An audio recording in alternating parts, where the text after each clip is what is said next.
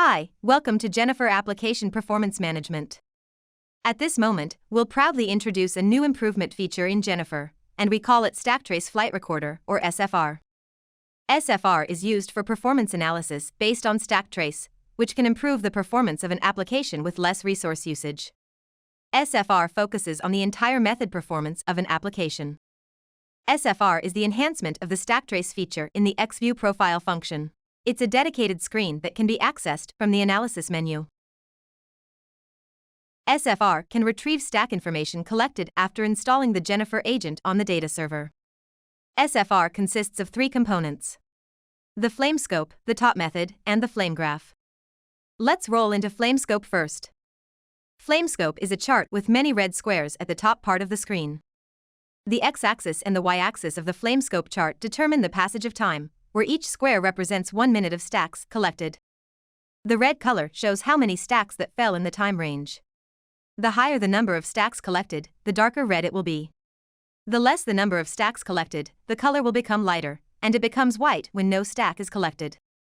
If we drag an area with a darker color within a time range, we're more likely to see which method was the bottleneck in that time range, and we can find the specific method in the top method section.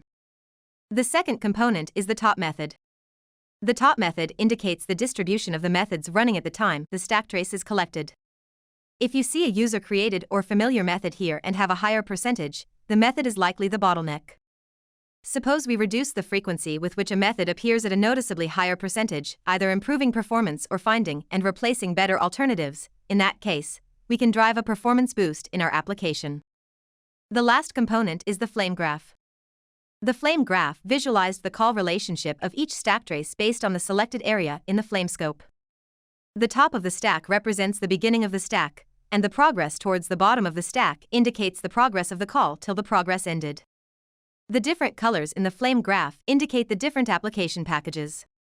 As mentioned before, we can use SFR to do an analysis based on StackTrace, and it will pinpoint which method is likely to cause a problem.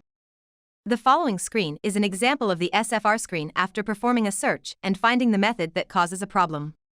After roughly dragging the red part, we can see that most of the time it took to read random access file based on the contents indicated in the top method. The rest of the wide area, except for reading the file, appears as abstractRecord.toObjectDB.